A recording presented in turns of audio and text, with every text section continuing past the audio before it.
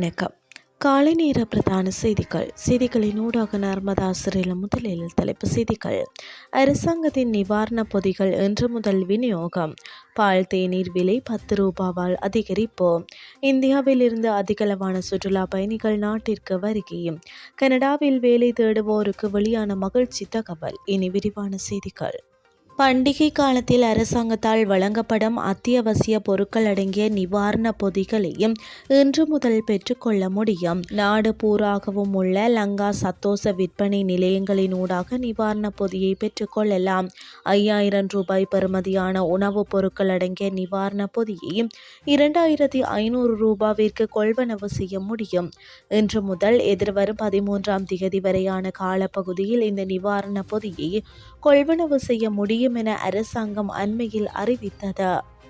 நாட்டிற்கு விஜயம் மேற்கொண்ட சுற்றுலா பயணிகளின் தொகை இந்த ஆண்டு 14.72% அதிகரிப்பை பதிவு செய்துள்ளது. இந்த மாதத்தின் முதல் 26 நாட்களில் மாத்திரம் 1,91,982 சுற்றுலா பயணிகள் நாட்டிற்கு வருகை தந்துள்ளதாக குறிப்பிடப்பட்டுள்ளது. இந்தியாவிலிருந்தே அதிக எண்ணிக்கையிலான சுற்றுலா பயணிகள் நாட்டிற்கு வருகை தந்துள்ளதுடன் அந்த எண்ணிக்கை 32,879 பதிவு செய்யப்பட்டுள்ளது. அதனைத் தொடர்ந்து ரஷ்யாவில் இருந்து 25,869 பேரும், பிரித்தானியாவில் இருந்து 17,453 பேரும் நாட்டிற்கு வருகை தந்துள்ளதாக சுற்றுலா அபிவிருத்தி அதிகார சபை தெரிவித்துள்ளது. அரசு மற்றும் அரசு அனுமதியின் கீழ் இயங்கும் தனியார் பாடசாலைகளின் 2025ஆம் ஆண்டிற்கான முதலாம் தவணையின் 2ஆம் கட்டம் இன்று ஆரம்பமாகிறது. முதலாம் தவணையின் முதலாம் கட்டம் மார்ச் மாதம் 14ஆம் திகதி நிறைவடைந்தது.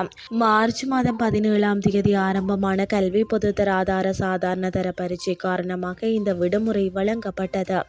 இதேவேளை நாட்டில் உள்ள சகல முஸ்லிம் பாடசாலைகளுக்கும் இன்றைய தினம் விடுமுறை வழங்கப்பட்டுள்ளது. நோன்பு பண்டிகையை முன்னிட்டு இந்த தீர்மானம் எடுக்கப்பட்டது.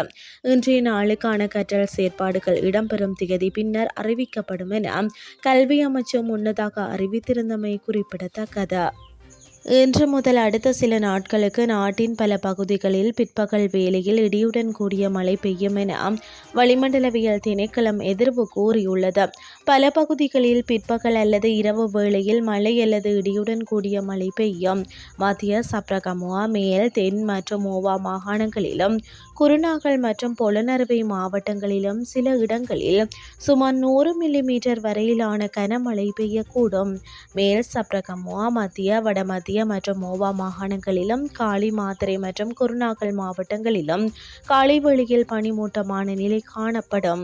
இடியுடன் கூடிய மழை பெய்யும் போது தற்காலிகமாக பலத்த காற்றும் வீசக்கூடும். மின்னல் தாக்கங்களினால் ஏற்படக்கூடிய பாதிப்புகளை குறைத்து கொள்ள போதுமான முன்னெச்சரிக்கை நடவடிக்கைகளை எடுக்குமாறு பொதுமக்கள் கேட்டுக் கொள்ளப்படுகிறார்கள். இனி வெளிநாட்டு செய்திகள். கனடாவில் 2 லட்சம் பேருக்கு தற்காலிக வேலைவாய்ப்புகள் வழங்கப்பட உள்ளதாக அந்நாட்டு ஊடகங்கள் செய்தி வெளியிட்டுள்ளன. வழங்கப்பட உள்ள வேலையிற்கு குறைந்தபட்ச ஊதியம் மணித்தியாலம் ஒன்றுக்கு $20 என தெரிவிக்கப்பட்டுள்ளது. இந்த வாய்ப்புகள் பொருளாதார நிலைமை மேம்படுத்த விரும்பும் நபர்களுக்கு ஒரு நல்ல சந்தர்ப்பமாக அமையும் என தெரிவிக்கப்பட்டுள்ளது. லிபரல் கட்சியின் தலைவர் மார்க் கார்னி கனடாவின் 24வது பிரதமராக பதவியேற்ற சில நாட்களில் திடீர் தேர்தல் அறிவித்தார். இதனைத் தொடர்ந்து கன்சர்வேட்டிவ் தலைவர் பியர் பொய்லிஃப்ரே, NDP தலைவர் ஜகமீத் சிங், கிரீட்டின் கட்சி தலைவர் எலிசபெத் மே மற்றும் ஜோனாதன் பெட்னோல்ட் உள்ளிட்டோர் நாடு முழுவதும் பிரசாரத்தில் இறங்கியுள்ளனர். பொது தேர்தல் எதிர்வரும் ஏப்ரல் 28ஆம் திகதி நடைபெறும். முன்கூட்டியே வாக்குப்பதிவு ஏப்ரல் 18 முதல் 20ஆம் திகதி வரையில் நடைபெறும். இந்த நிலையில் தேர்தல் பணியில் ஈடுபடுவதற்காக இவ்வாறு வேலைவாய்ப்புகள் வழங்கப்பட உள்ளதாக தெரிவிக்கப்பட்டுள்ளது. இத்துடன் செய்திகள் யாவும் நிறைவடைகின்றது. அடுத்த மணித்தியால செய்திகளை இரவு 8:30 எதிர்பாருங்கள். நன்றி.